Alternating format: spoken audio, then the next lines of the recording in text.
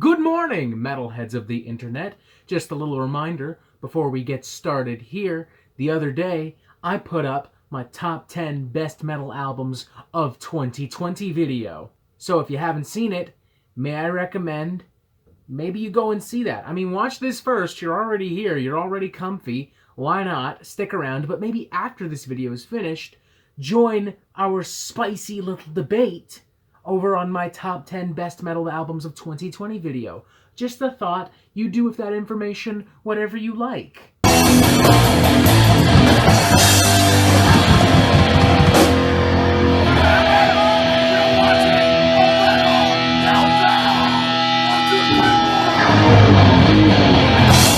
Truth be told, I've never really been a huge fan of Soilwork. I do like some of their earliest records, and I won't argue that they aren't incredibly talented and prolific musicians, but I've just never quite gelled with them consistently enough to call myself a fan. Especially not this past decade, where their output has ranged from inessential to outright bloated and pretentious. For these reasons, I wasn't really sure what to think when I had heard that not only would Soilwork be putting out a new EP this December, but that they would be expanding on their progressive metal influences. A part of me was definitely curious, even thinking that perhaps this would pave a new direction for Soilwork going forward, but another part of me kind of went, great, just what we need to close out the year. A really bloated, pretentious EP from Soilwork. But thankfully, Whisp of the Atlantic isn't that.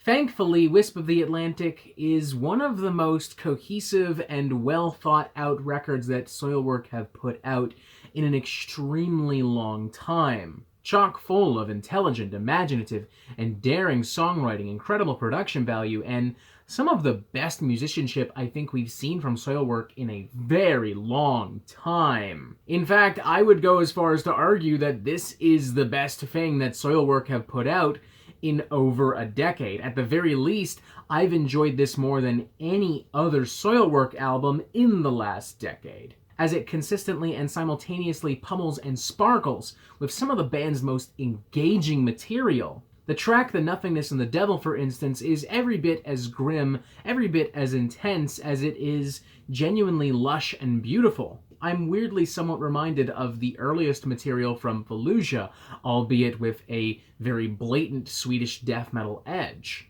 Remarkably heavy, with some absolutely cutthroat guitar work right around the 3-minute mark. Then you have something like Feverish transparently hearkening to some of the band's melodic metalcore-inspired material in the mid-2000s. But don't think for a moment that that means that this suddenly turns into like Diet Killswitch Engage or Diet In Flames, as the track is emboldened by thick, hardy walls of Swedish death ooey gooey goodness, and some deliciously cheeky keyboards and synthesizers that often pop their head into the forefront of the sound to give this a little bit of a bounce and a little bit of an extra bit of atmosphere. And then you've got a track like Death Diviner, which so heavily embraces this new progressive metal influence that it simultaneously rocks some incredibly explosive, bombastic guitar work, an over-the-top Devin Townsend-style new age proggy chorus, and an incredibly groovy, outright sexy guitar riff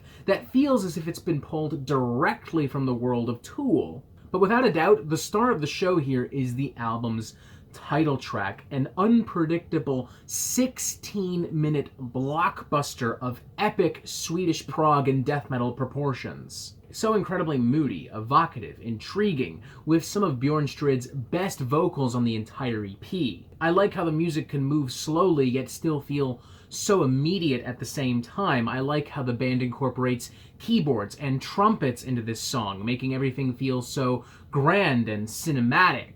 And I especially like that despite being a 16-minute prog metal track, I can't really find any fat to trim whatsoever. This is remarkably lean by the standards of regular metal, let alone progressive metal. It's like this perfect mixture of the best elements from Dream Theater and Ocean without any of the artsy-fartsy elements that consistently bring them down. Okay, well, more specifically, Dream Theater, but then again, I'm biased, because I don't fucking like Dream Theater. I'm getting off topic. Look, the main point I'm getting at is, This is a great little EP. It is unpredictable. It is utterly fascinating, with some of the band's most adventurous and exciting material, again, for me at least, in a very long time. All that said, I feel very comfortable giving this a very enthusiastic 4 out of 5. It's an EP with some of the band's most interesting and ambitious material to date. An EP with the weight, the heart, the substance, and soul of a full-blown studio album. And perhaps now that I think about it, one of the best EPs I've heard in 2020. If not the best, definitely damn near close to being the best. For the first time in a long time, I'm actually pretty excited to see what Soilwork have in store for their next album, which, granted, probably won't be out for a while, but lucky for them, I know how to exercise some patience, and I will continue to exercise patience so long as that next studio album or next EP or next whatever the fuck they put out is of the same quality of a Whisp of the Atlantic. 4 to 5, a seriously great EP. Fucking fantastic. Definitely check this out. And that is it for the Metal Meltdown. I'm not an expert, nor do I claim to be, so what do you think? Do you like this record? Do you not like this record? And what do you want to hear from me next? And thank you for watching. Make sure you press subscribe so you get updates on the Metal Meltdown fucking immediately, and you have yourself a fantastic fucking day.